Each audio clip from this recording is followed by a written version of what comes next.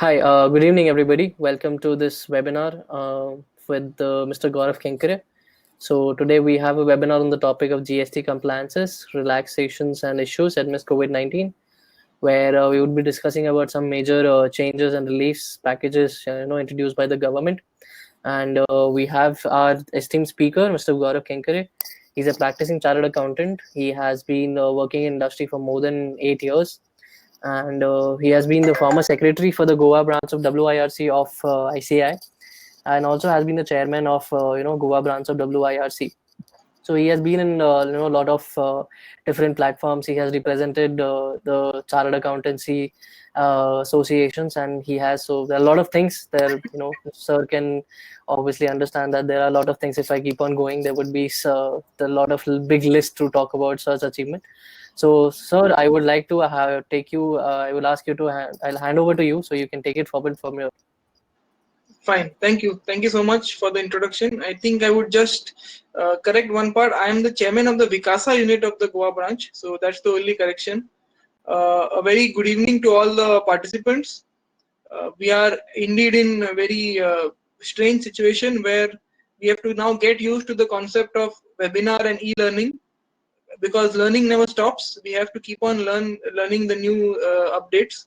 So today we will be looking at four key issues, out of which the first one will be taken by me: issues and reliefs announced amid COVID-19 regarding GST. So my session would be on that part. My agenda for the session is, we'll look at the reliefs and relaxations, that is section 168A ordinance and the notification under that.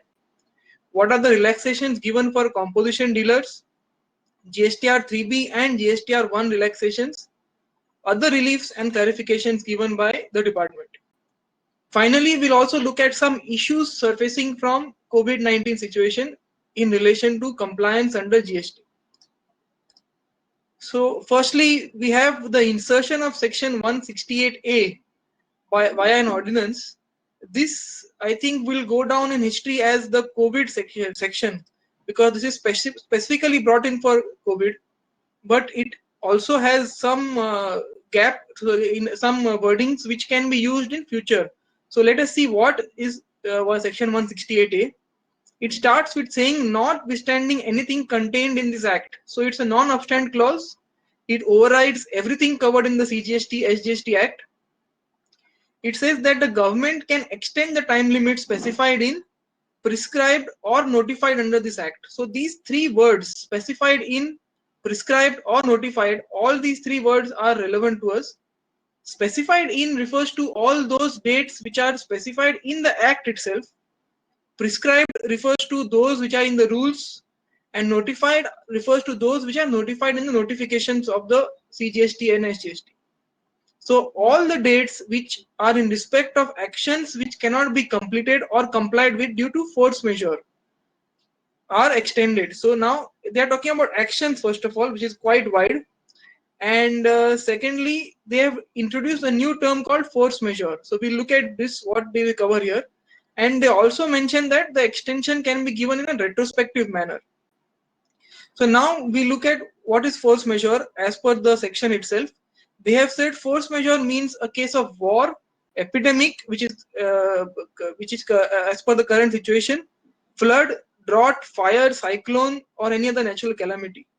So they have covered a lot of possible scenarios which can be helpful in the future. But for the time being, I think the epidemic clause would be the most relevant to us. But it's a force majeure section. So under this section, now the government has the power to issue notifications to ease compliance burden. So they have issued notification number 35 2020. If you see the bottom right of your screen, I have mentioned a notification number, so you can refer to that at any point of time. This notification has come in with effect from 20th March, although it came later. And what does this say? It says that where any time limit for completion or compliance of any action, it's a very sweeping notification, any time limit for any action by any authority or by any person. So any authority would give the benefit of this notification even to the government departments, the departments under GST or any other bodies under GST Act, and by any other person would give the normal taxpayer the benefit. Where any time limit has been prescribed, specified or notified, again the same wording, and which time limit falls between 20th March 2020 to 29th June 2020. So 20th March refers to when the lockdown began, and 29th June is the outer date which they have taken. So where any completion or compliance has not been done in time because it has been expiring during this period, then the time limit has been extended till 30th day of June 2020 for such actions. So all the time limits which were expiring during this period have been extended till 30th June of 2020. They have been, the notification further says that including for the purposes of completion of any proceeding or passing of any order or issuance of any notice, intimation, notification, sanction or approval or any other action by whatever name called. So this part refers to all the works which could have been done during this time period by any authority, commission or tribunal. So basically the department's actions also have been extended, and it also includes filing of any reply, appeal, application, furnishing of any report, document, return, statement by whatever name called. So this will apply for the normal taxpayers. So it's kind of a double-edged sword. Both the department as well as the taxpayer has got an additional time to comply with all those due dates. But such extensions of time will not be applicable for the following compliances. This is the important part here now. Certain sections have been kept out of this relief. We'll look at which of the sections are there. Firstly, time and value of supply, chapter 4. So the liability to pay tax on the supply of goods or services, change in rate of tax, valuation as on that date, all these three things, there is no extension. So just to give you an example, if you are supplying some goods during this period of 20th March to 29th June, the due date for paying tax on that, the liability to pay tax on that will not be extended. The due date of returns is a separate thing, but the liability occurs on that date. If there is a change in rate of tax, for example, if the government tomorrow brings a new notification of rate change that from 25th May we are changing the GST rate on sanitizers, for example, then that will be applicable immediately and not from 30th June. So these three things have been kept out of the extension firstly. Next, section 10.3 and so on. So I'll just read one of them, each one of them one by one.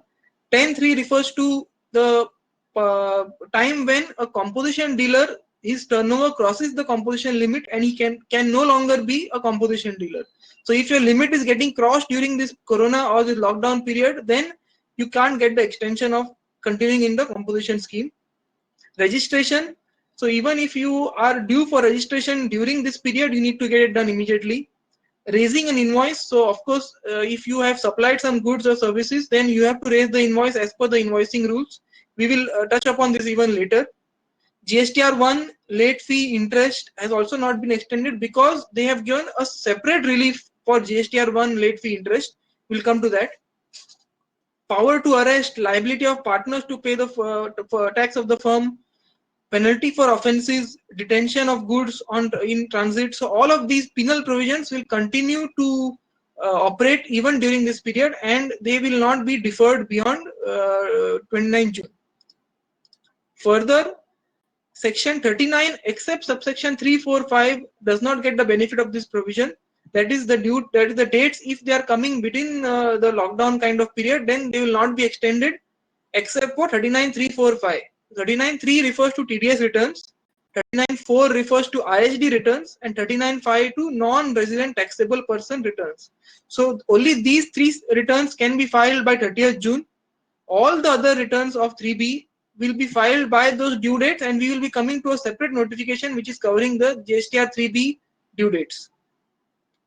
Inspection of goods in movement, that is, if you are transporting goods, then the e-way bill compliance will have to be done. You cannot claim benefit of this extension of 30th June. So, and any other rules made under the provisions for all these sections. So except for these few sections which I have just mentioned, everything else, the time limits have been extended except for these sections. So with that clarity, now let us look at some more notifications which have come. Firstly, for e-way bill, they have made a extension. that where the e-way bill validity expires during 20th March and 15th April, it will be extended till 30th April. Then there was one more notification which further extended it till 31st May 2020.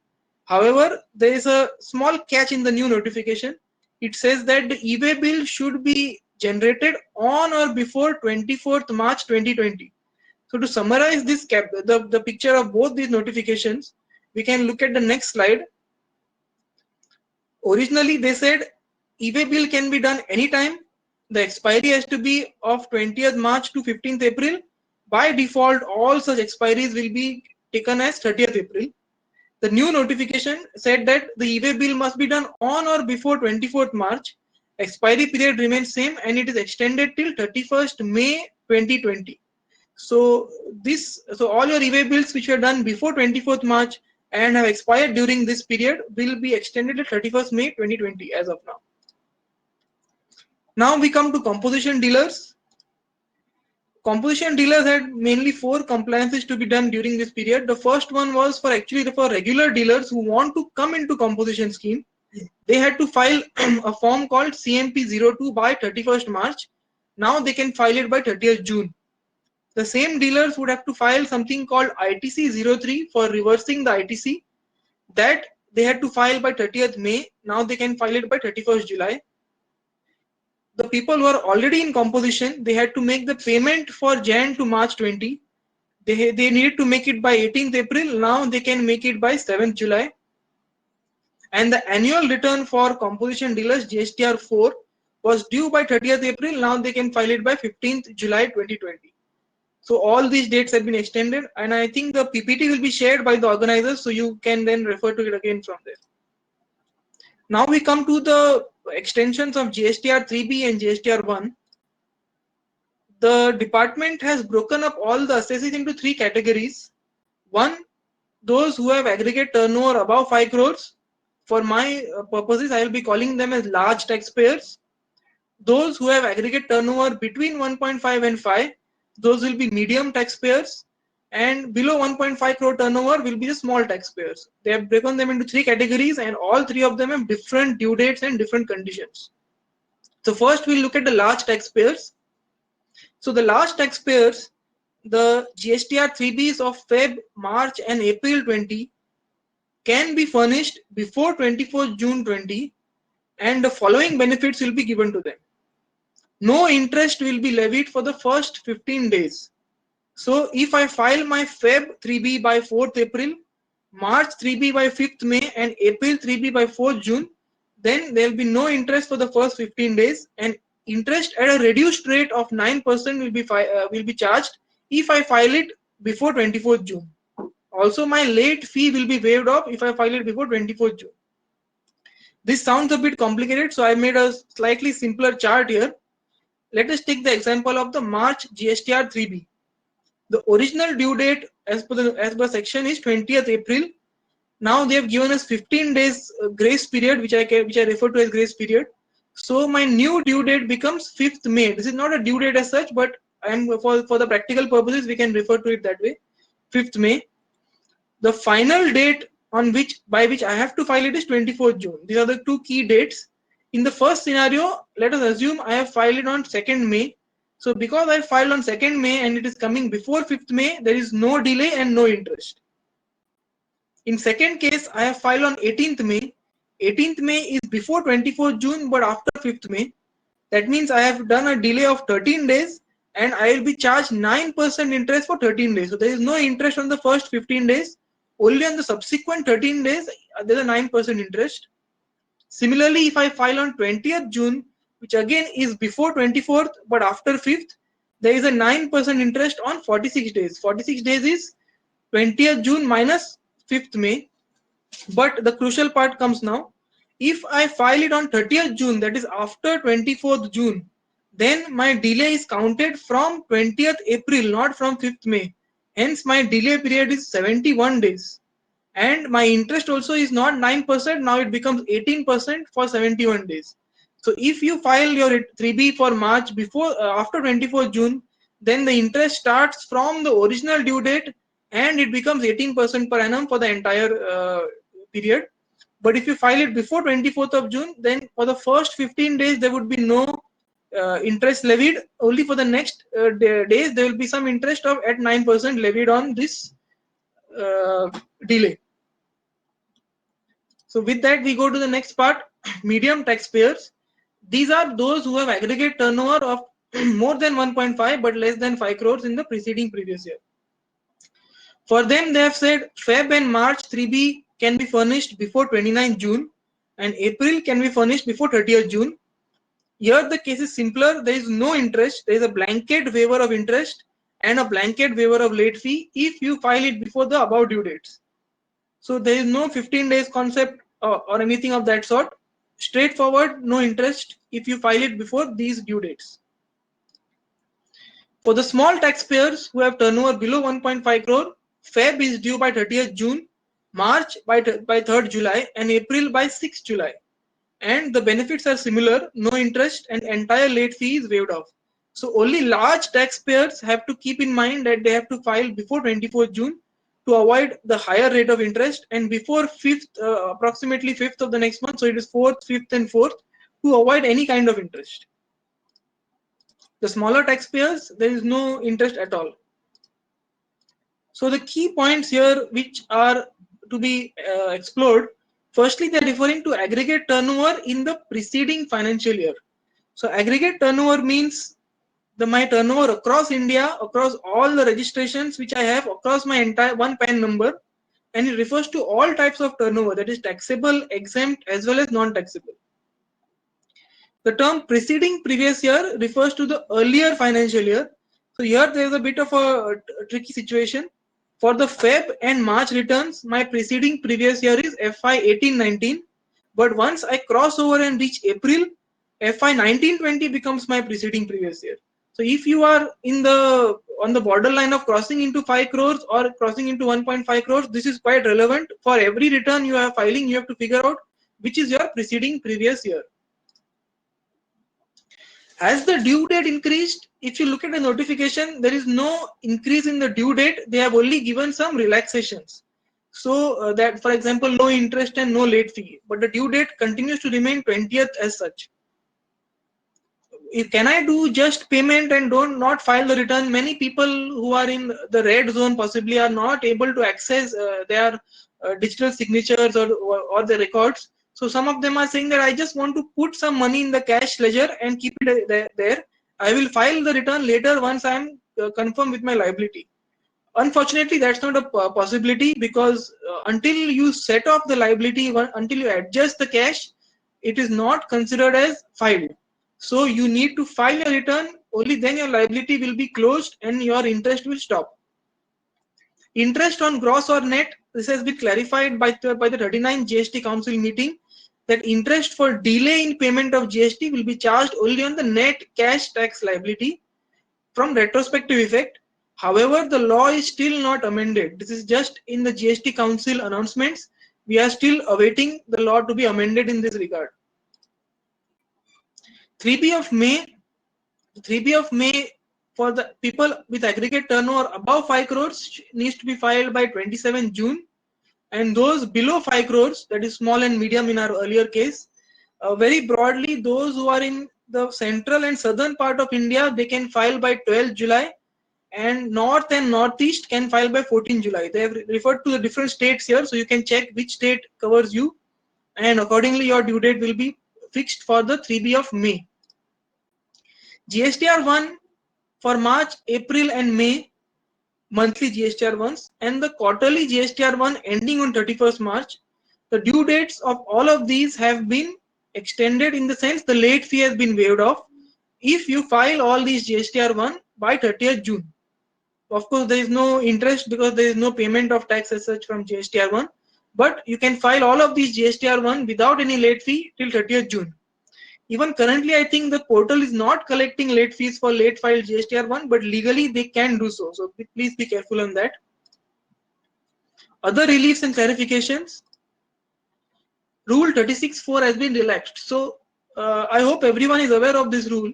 Very broadly, I'll just summarize. The rule said that if your GSTR 2A is showing 100 rupees ITC, then you can claim only 100 rupees plus 110 rupees in your GSTR 3B, although your books are showing maybe 150 or 200 or whatever.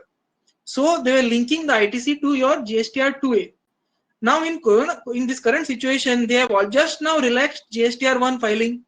So your GSTR 2As will not be updated. Hence, they have given a suspension of this rule that the matching of ITC with GSTR 2A is suspended, and for Feb 2020 till August 2020, you need not follow this 10% rule, and you can give a cumulative effect of this in September 20 return. So let us again look at a numerical example here. Let us take the case of February. The ITC as per my books was 100 and ITC as per 2A was 80. So because of this suspension, I can claim the entire ITC as per books as my ITC in 3B, which is 100 rupees. I follow the same practice for Feb until August, and at the end of August, I subtotal it. That is, my ITC as per books was 840 rupees, but in August, my 2A was showing only 720 for the previous months. 720 plus 10% is equal to 792. So I should have been able to claim 792, but I have claimed 840. Hence, the difference of 48 which I have claimed excess, I have to reverse in my September GSTR 3B directly. So on a month-to-month basis, I need not do this calculation. I can calculate this at the end of August and directly give an effect in my September GSTR 3B. The question of interest on this reversal, they have not clarified in the notification, but I would believe that since they themselves have allowed you to claim more than 2A, I do not believe interest should be leviable on this kind of reversal in September. GSTR 9 and 9C both were due by 30th June. Both have been extended till 30th September. This is the summary position now, who all have to file the GSTR 9 and 9C.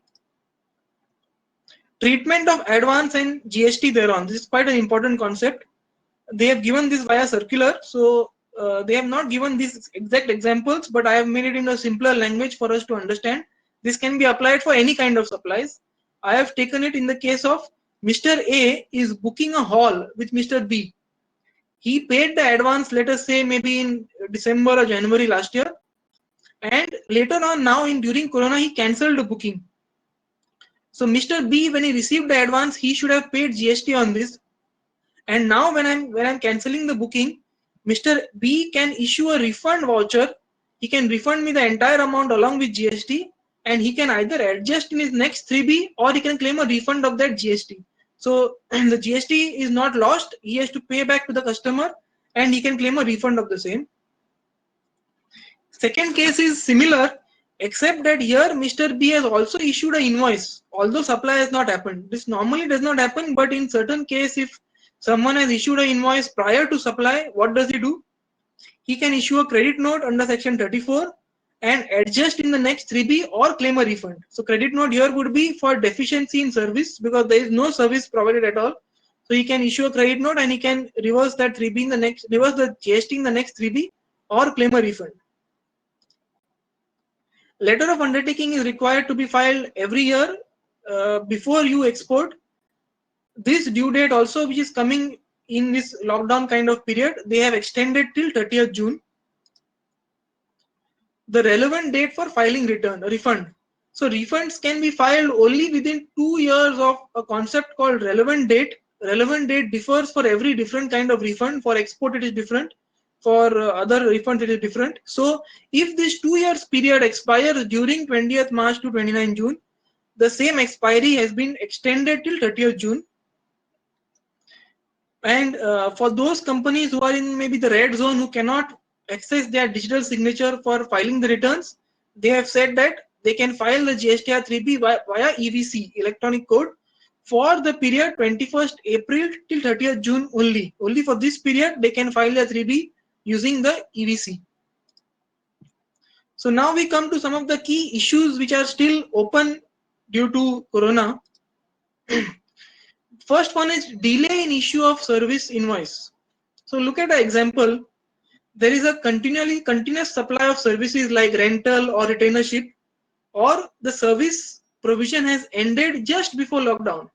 So let us assume that either I have a rental or my service provision finished on 15th March or 20th March, and because of lockdown I could not raise the invoice. I could not go to my office, my software could not be accessed, whatever reason. So the problem here is that section 31 says invoice has to be issued maximum within 30 days from date of provision of service. So coming back to my example, if I have provided the service on 20th March, as per this section, the invoice should have been raised by 20th April at the most. If I do not issue it within this time, the time of supply falls back to the date of provision of service. So the problem here is if I don't issue the invoice within by 20th April, that my liability to pay the tax on this supply falls back to March. So if I pay the tax now, then I have to pay the interest from March till today. So, and both these sections, section 31 and 13, have been specifically kept out of the extension benefits. So what this means is that if you are required to issue any invoice during this lockdown period, then please adhere to the timelines. The timeline for services is within 30 days, and for goods it is either prior to or at least before the movement of goods. So before you dispatch the goods, you need to issue an invoice. So this is one of the key issues, first of all, which has not been resolved by the notifications. Secondly, we have termination of contracts and damages.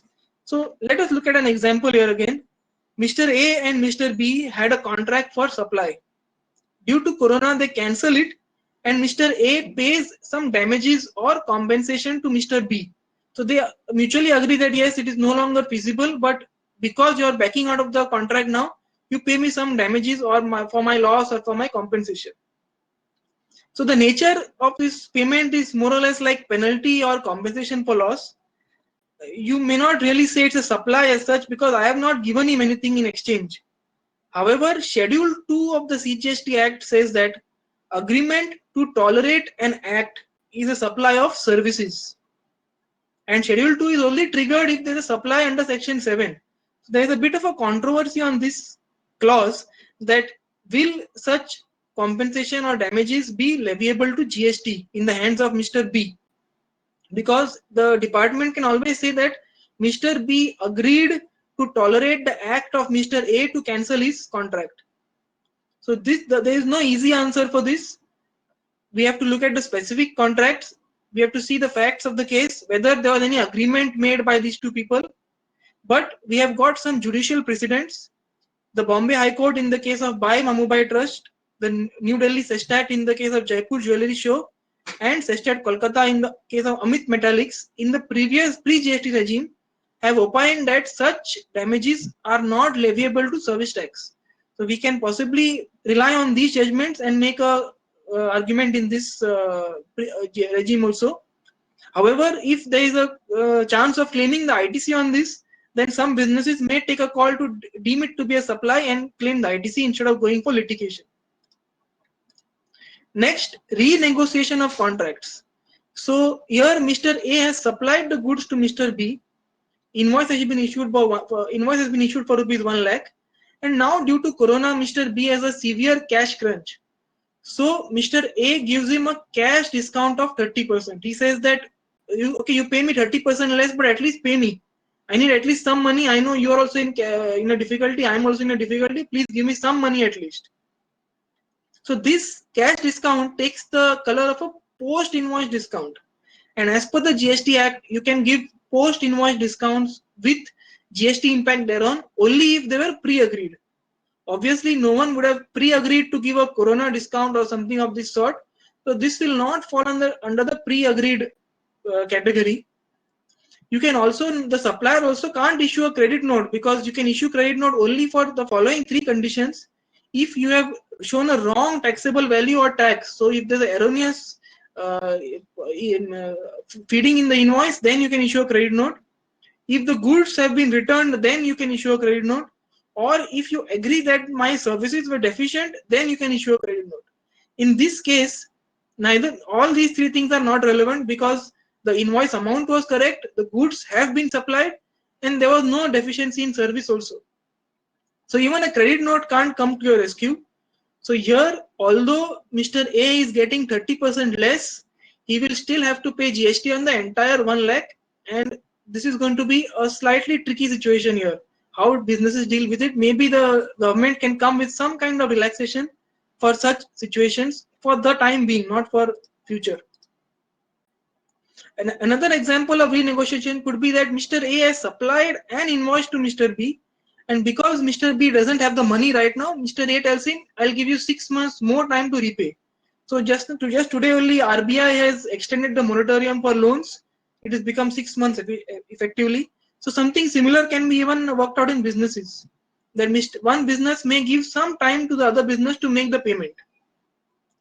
Even though I will not receive the money for 6 months, my liability will continue to arise on the invoice, and the other side, for my recipient, he may not be able to claim the ITC because proviso to section 16(2) says if I fail to pay the supplier within 180 days, then my ITC is blocked.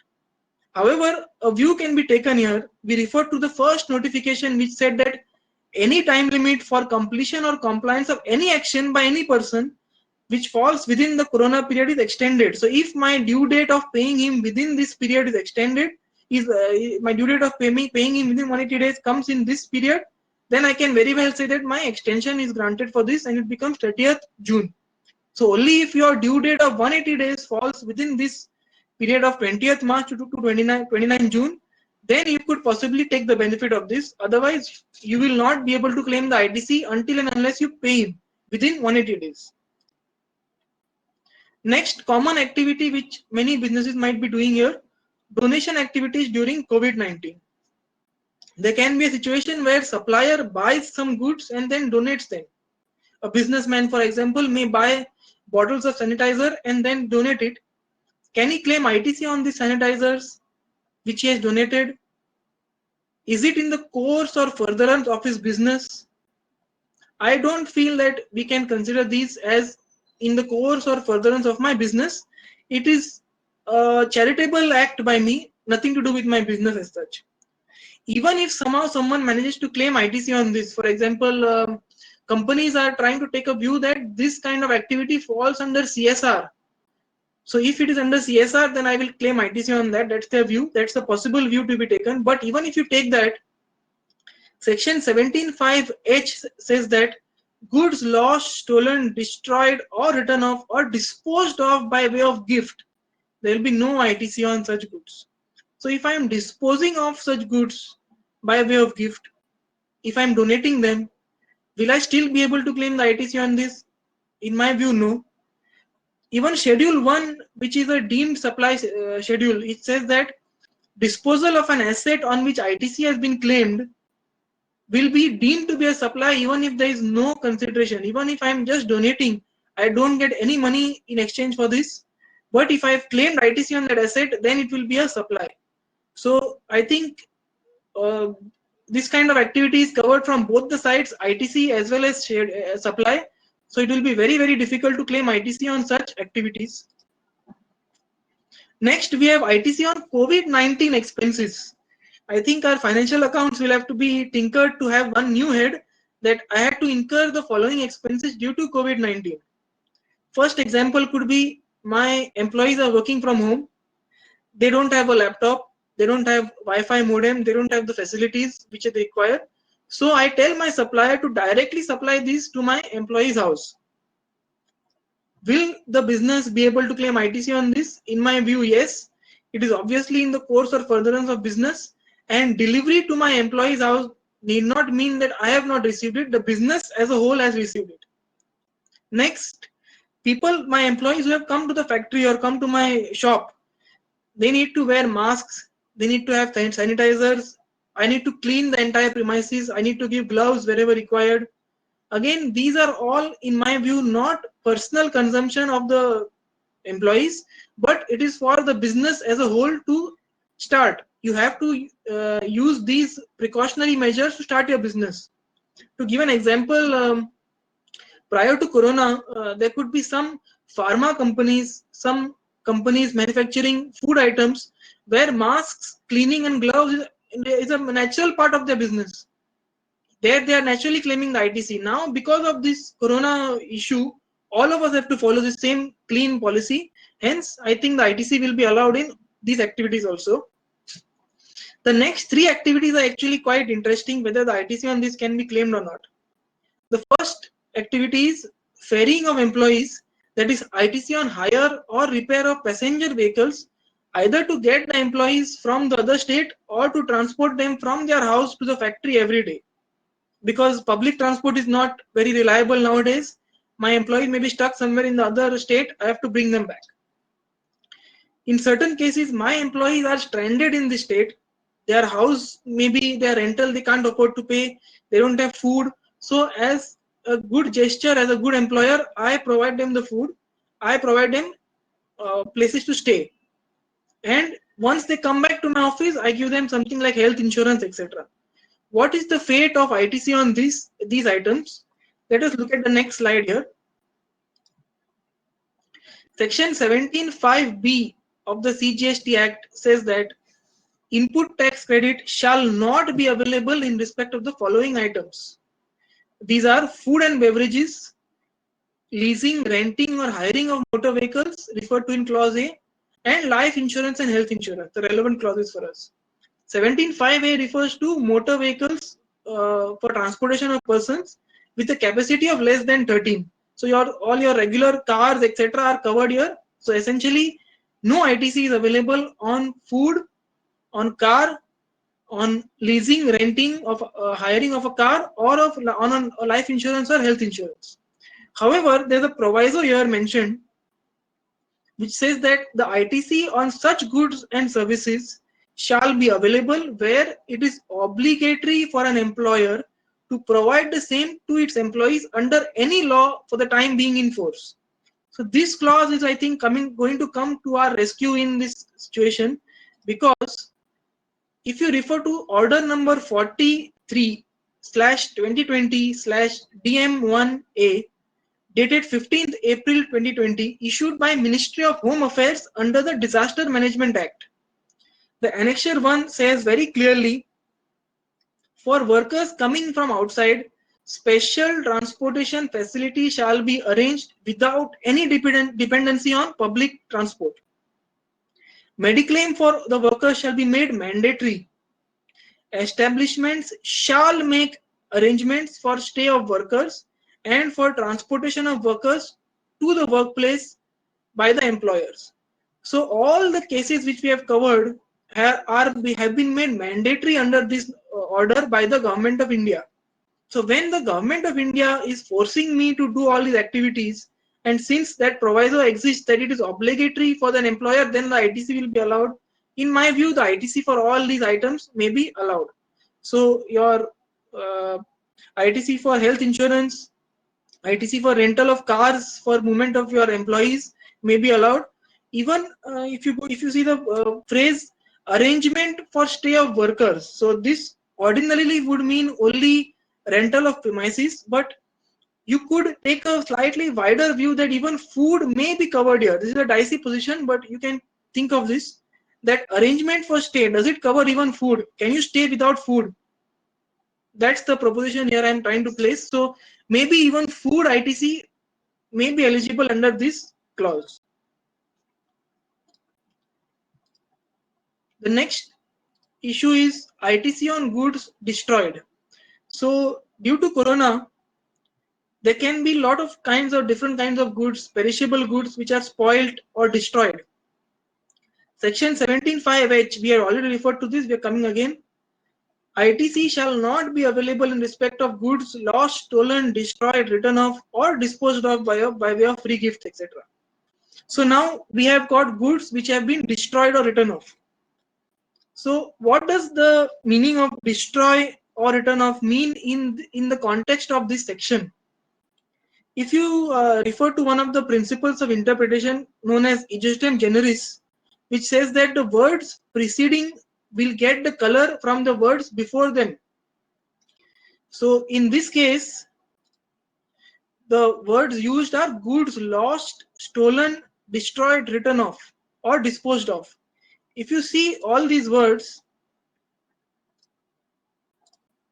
sorry, yes, if you see all these words, all of them refer to a case where the goods have physically stopped being in my possession.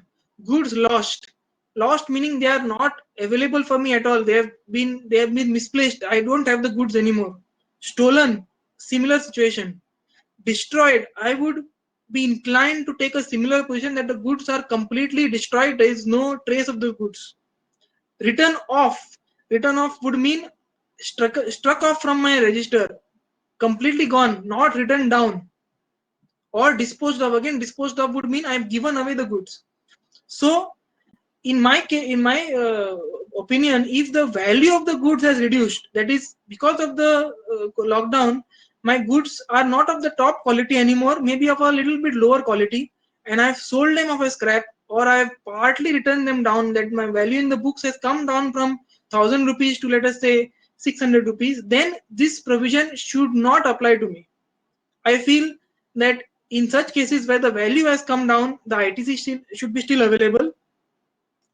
Secondly, if traded goods are completely destroyed, if I am a trader and if those goods which I am trading in are completely destroyed, that is, they are no longer existing at all, then yes, ITC will have to be definitely reversed. The last position I am trying to place is if manufactured goods are completely destroyed, will I have to reverse ITC? So again, I come back to this section. It says that ITC in respect of goods which are destroyed will not be available. The courts in the previous regime have held that in respect of refers to means on. So if my manufactured goods, if my finished goods have been destroyed, uh, can you say that I had claimed ITC on my finished goods, or had I claimed ITC on my raw materials? So if my raw materials are getting destroyed, definitely yes, I have to reverse the ITC.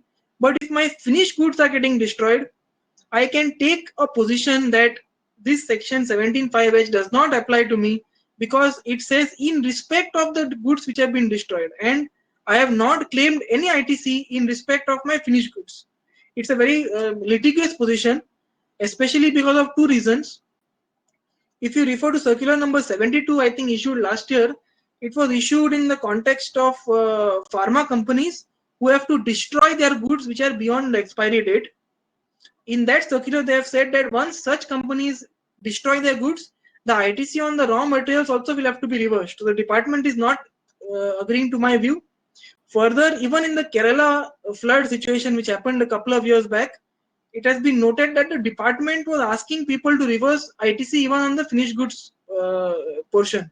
So this argument that my manufactured goods are different from my raw materials and that's why I need not reverse the ITC on my finished goods is not acceptable to the department for sure, but it can be taken in by if you are willing to litigate on this.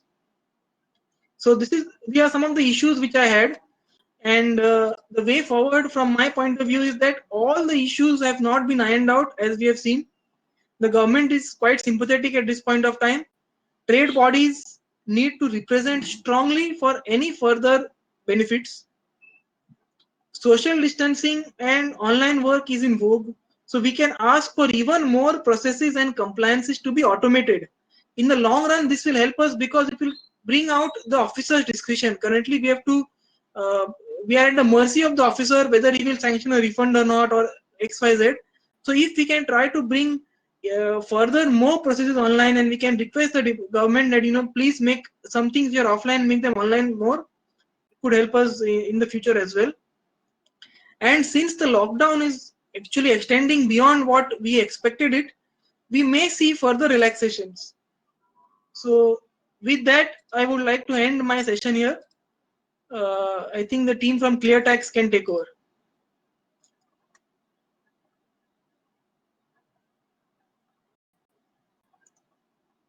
It was great hearing you. It was so delightful to hear all of this, and so much of information was implanted. It was very nice.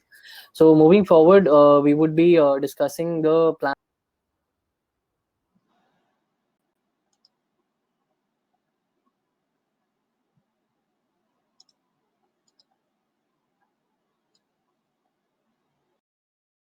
Would would be about the plan of action. So as Gaurav sir had very well definedly told us what are the problems which we have been as a professional, as a business owner, what there have been the problems we have been incurring, right? So what would be the plan of action to go ahead?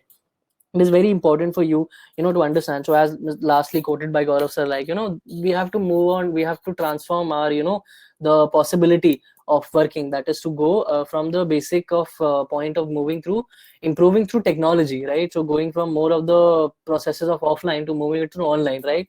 So here what we are going to discuss would be the further action plan where you as a business vendor or as a professional would be discussing.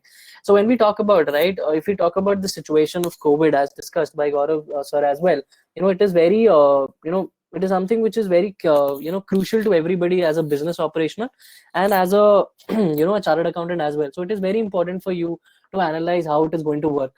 So if we talk about what we are trying to integrate here, if we see, right, so there have been a lot of changes with GST, right? There has been a constant change from the month of October, if you see, because of the 20% ITC rule, right? As a professional, you are able to see there are recurring changes which are going to happen now because of the COVID. There has been certain relaxations provided, and there would be some more in the future as well. So what would be the set of plan? What would be the set of action you would be taking ahead, right? So first would be to the thing which I as a consultant understand is to change the setup, right? Now what do I mean by setup here is, if you see, right, from a basis of chartered accountant as a business professional, what we understand is we have been working on a setup, saying a ecosystem where we were managing everything with regards to with regards to our ecosystem of with regards to our accounting, with regards to our compliance. But soon if we move forward, right, with of the notices appearing from the government asking about how the things are going to change, or I would say government हर बार एक डंडा लेके आपके पास खड़ा हो जाता है, राइट? कल को, like if you talk about the recent 10% ITC rule of the released by the government, right, it says that you can claim your ITC as per the books, but it also adds on to the last point saying that you have to you have to make a cumulative effect after the month of August. So till August you can do that, and from the month of September you have to make it at a cumulative level, right? So that is something which you have, which as a business profession you have to understand that how are going to things change. So here what we are trying to pull in is that we need to break up this setup into two separate parts, right? The basic ecosystem of the complete accounting or complete management of your inventories and everything have to have a breakup. Like why this breakup is required is something which is very important question which comes from you as a business professional, as a chartered accountant, reasoning ki why do I require this setup? Why do I require to break this setup? Why do I require to have a why should I move on to a different setup which I am previously operating? So if as I said, there has been so continuous changes with the GST part and continuous changes with the government coming up with new notices. It is very important for you to understand that this is the time where you can take this action, right, to change up the setup. Now when when the lockdown opens up and you go back again to your setup of business, it would be very problematic for you. It would be very chaotic for you to understand the basic compliance and the setup bifurcation. That would be the financial ecosystem and the compliance ecosystem, where we would be talking about why and how the financial ecosystem and why compliance ecosystem needs to be separated here, right? So if we talk about the financial ecosystem, it takes upon your accounting and your inventory management, asset management processes, whereas a compliance ecosystem takes care of your GST filing and your ITC reconciliation process, right? So as the previous setup, so you have to break this setup into two set parts. That is, we do your financial ecosystem and your compliance ecosystem, where your compliance ecosystem will talk about your GST filing and your ITC reconciliation. Now previously as a business owner, right, you have a question saying that again, so I have my setup very well entertained with some of the previously based softwares, accordingly I would say Tally or something like that, right?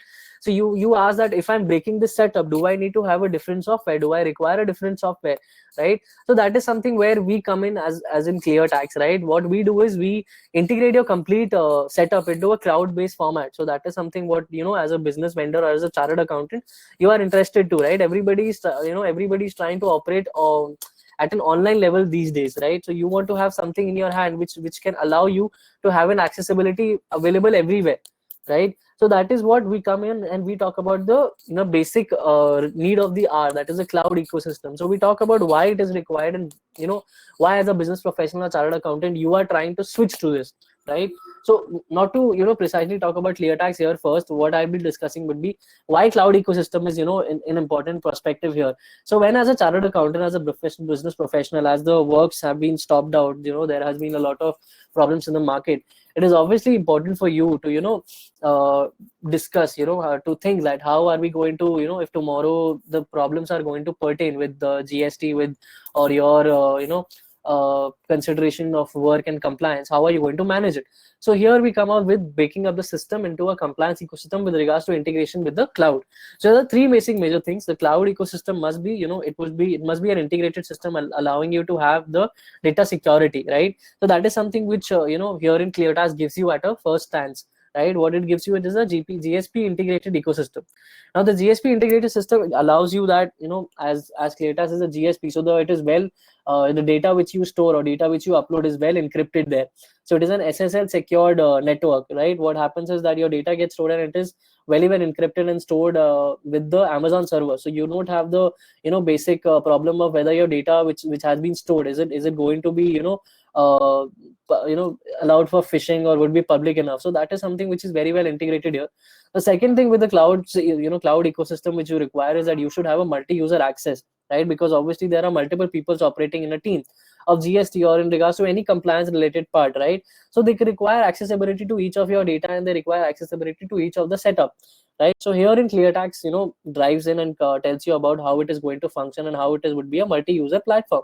And obviously, if you take in consideration as a chartered accountant or as a business professional, the third most important part is the cloud's 8-year rule. Now, here, if you talk about, right, the government has stated, right, the government has well stated that for the post of 8 years of the GST filing, you will have to maintain your own servers and or data setup, data storage setup where you have to store up your data. Now, if you talk about as a professional, as a business, it is an indirect cost which you are going to incur tomorrow in future, right? So that is what we are discussing. It's almost 3 years have been passed on with GST, and there might be another this year is almost we have already parted half of the year, right? So it is something which we have to think what would be the plan.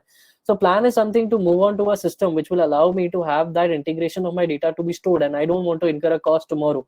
Because if you take in consideration setting up a server with the connected computer and everything, it is a high-end cost for anybody out there, right? And with an integration to have a data security, it is very well not possible for you, right? And it is possible, but I would say it is too difficult for you to manage it out, right? So here what we come in with ClearTax as in into the picture, where we drive in this complete setup of putting in your compliance, putting in your accessibility, putting in your data security, and putting in you in the situation to allow you to store your data at a high-end node which is very well secured, right? And managing your work again, right? So that is something which is very important. So if we move forward to the next part, we come down to the possibility of what all things would be as a integrated software will give you, right? So as I said, compliance is obviously an important part, but how does it work? How does it helps you here, helps you the platform? So when I talk about, since it's a cloud-based software, so it has a wider accessibility, giving you a configured workflow. So as I said, right, tomorrow when the lockdown opens and you as a business professional will be operating in the system, there would be a lot of things which you will have to things to do, things to complete as per the compliance required by the government.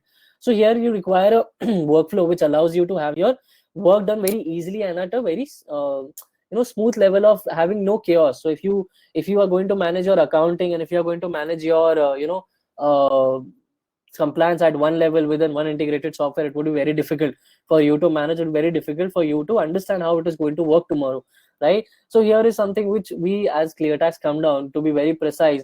Your reconciliation is something which is very well going to be a very big task for you. So if we talk about the future, right, as I said, has been a new notification by the government saying that you can claim your ITC as per the books. But obviously, when we discuss it tomorrow, right, it says that after September you will have to get it done cumulatively. So again, you will have to do the reconciliation again, right? So the problem is that you are going to face the problem now or today anyhow, right? So that is something what we are trying to figure out. So reconciliation is something where we require a configured workflow, we require a configured intelligence system which can drive us to the end result of giving us the compliance setup in a separate part and allow us to get the data at an accessibility point, right? So here ClearTax comes into the picture again, where it gives you a configured workflow with a seamless migration with your accounting software. So what happens is key, as you have been using Tally or you have been using other accounting software, what basically it does is it allows you to migrate the data, because that is a basic point of you storing your data, right? So there you store the individual data, and there you manage out, and ClearTax doesn't restrict your module of you know involving the data inside the software. So that allows easy migration. So you don't have to figure out that if the data is being stored in my accounting software, if I have previous setup, how I'm going to migrate it, right? So that is something which allows in ClearTax. And obviously the business intelligence is something which allows you on time saving purpose.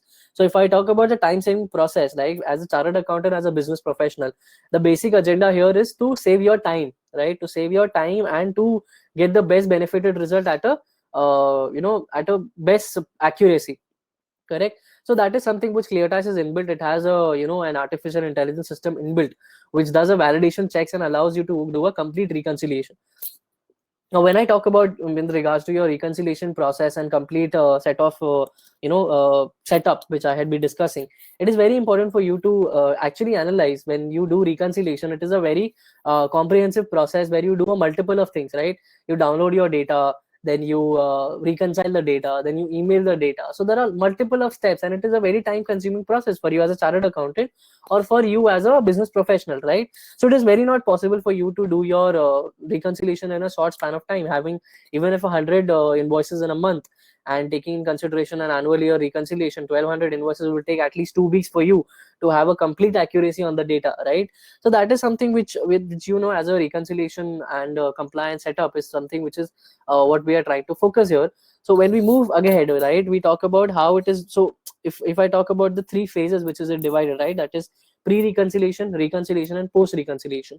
So as I said, pre-reconciliation is a part of downloading the data and analyzing it. When you talk about your business vendors, or you as a business vendor think, the maximum of your vendors which you have been dealing would be quarterly filers, right? So if you talk about the basic utility here, right, when we were previously operating, right, so what we have to do is that there was no restriction given to have the ITC claim as per the any rule or something. We did it as per our requirements, right? But government is somehow coming up with new regulations, somehow is coming up with certain new amendments to give you that uh, give you that restrictiveness in claiming your data, right? And tomorrow if we talk about the new returns, it is going to be much more restrictive, right? So we have to be prepared in the time that how are we going to deal with this, right? So here are here is the thing, but we need to understand that if we talk about the vendors as well, right, when you're doing a reconciliation process, most of our vendors are quarterly filers, right? But if you take in consideration of the 10% or 20% rule, what we come here is that we have to do the reconciliation every month, right, for your client or for you as a business vendor. So anyhow, it is something which is even if we try to uh, deviate from, it is not going to help us. We will be coming back to the same scenario, right? And if we talk about the new returns which are going to come tomorrow, you will have again a problem that you will not be allowed to input in the data, right? Now as you have 3B, right, you have to input the data. Tomorrow it is not going to be the same scenario. You will have to accept and reject each of the invoices. So how are we looking forward ahead? How are we seeing this as an opportunity to integrate ourselves into a new system, integrate ourselves into a cloud based operations, and how are we going ahead? So here we as ClearTax team would like to highlight how we come down into a picture. So if you could see that we have one of the India's biggest tax filing platform with 25 lakhs individual and 40,000 chartered accountants and 40,000 businesses. And so that is something which we have been previously working, and we have achieved over the course of time. But here is something which very important, which we need to deal with, would be about your the process of reconciliation, which you are very much interested.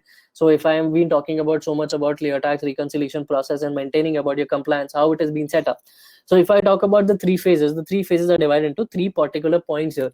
So if I talk about the first, that is multi-month two-way download, right? So as I said, the first phase is downloading your data, right? So that is something which allows in ClearTax at a very short span of time, that is in less than 5 minutes, you have the complete two-way data downloaded at an annual level. So allowing you that you don't waste up on your time at a very if you take in the consideration of GST portal, it allows you to download the data at a monthly level, and max to max at a total consolidation of 6 months. So making you again to download the data at a repetitive point of task. So that is something which is very well not very well not uh, I would say appreciated by you for the GST portal, right? So that is something what ClearTax does here. It downloads your data at a one stance. At within 5 minutes, your complete annual year data gets downloaded.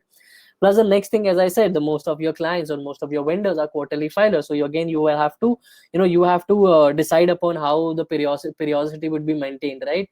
So that is something which you have to manage. Right? If I need to do a quarterly reconciliation, if I want to do a half yearly reconciliation, it is a quite so every break point which is going to come. So if I talk about COVID, right? So the financial year has been disturbed for the in 1920. So obviously it is not very possible for you to actually reconcile the data very at a one glance scenario, because the operations have been shut, the books have not been closed. So there are multiple problems which have been coming up here, right? So here we talk about that you have the complete periodicity control over your hand.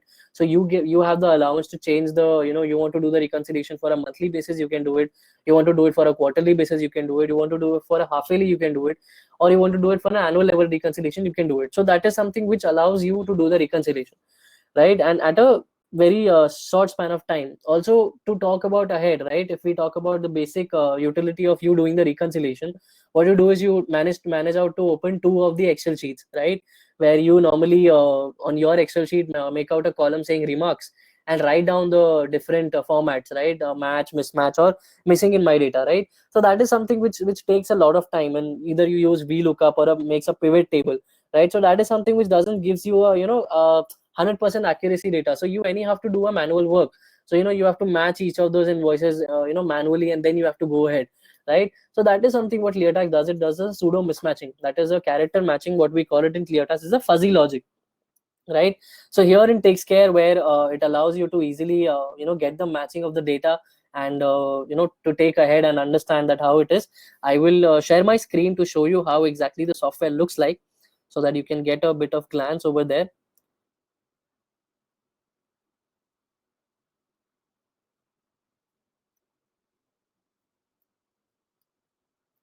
So if you see here, this is the basic software. If you will see, so you have the basic utility, as I said, right? You can download the data for the for the complete annual year, as I said, right?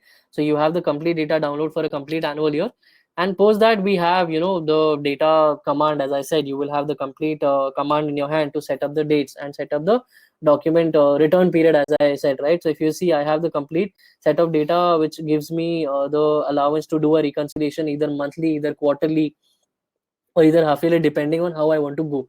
So that gives you an a power of allowance. As I said, the most of your vendors are quarterly filer, and most of the vendors are month if you want to do a reconciliation for a half yearly. So that is something which does is allowed in ClearTax, and gives you at a high at a glance to give you a proper reconciliation report with 100% accuracy.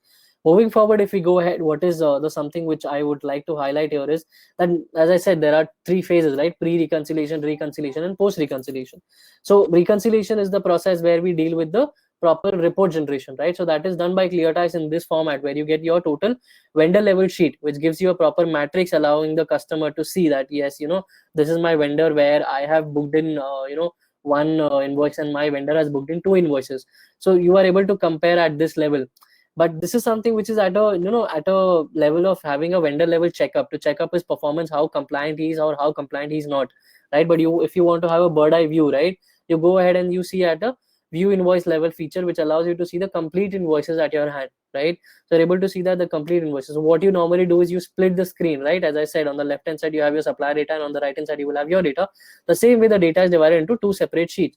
On the left hand side you have supplier, and on the right hand side you have your purchase data. So accordingly, you have the bifurcation, a comparison table given to you in front of your eye, where you have the segregated filters, allowing you to see whether it is a match, whether it is a mismatch, whether it is missing in my data.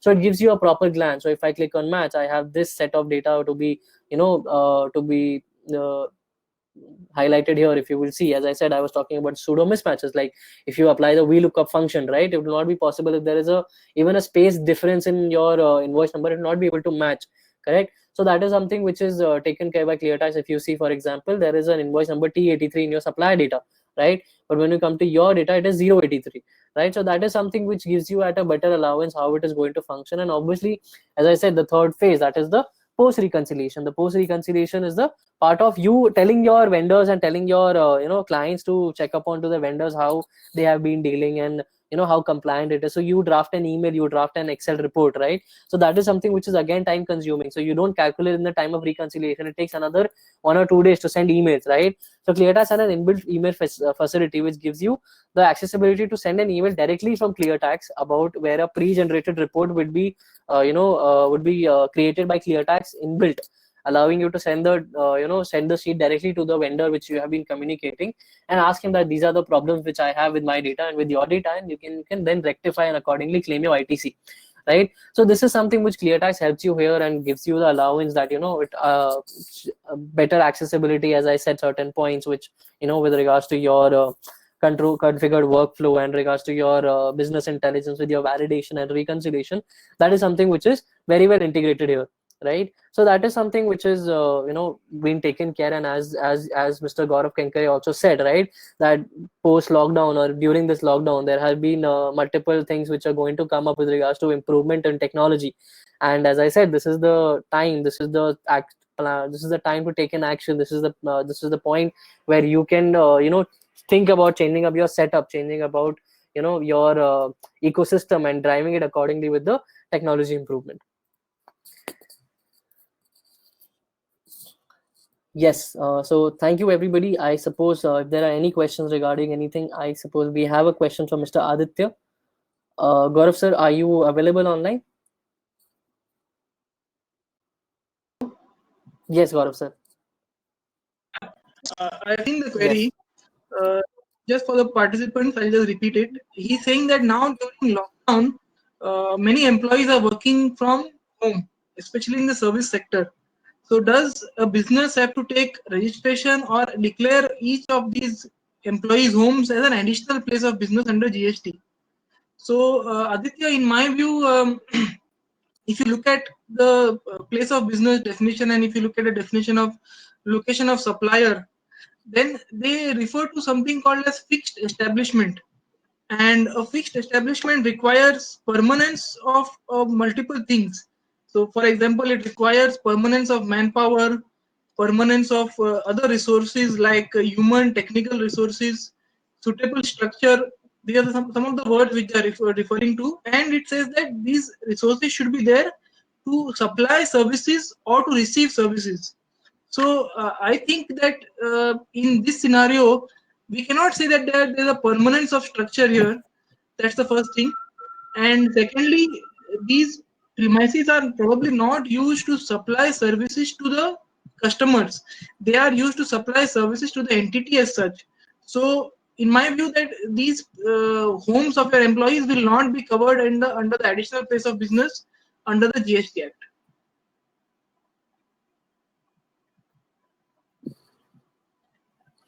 Great. Any more questions do we have?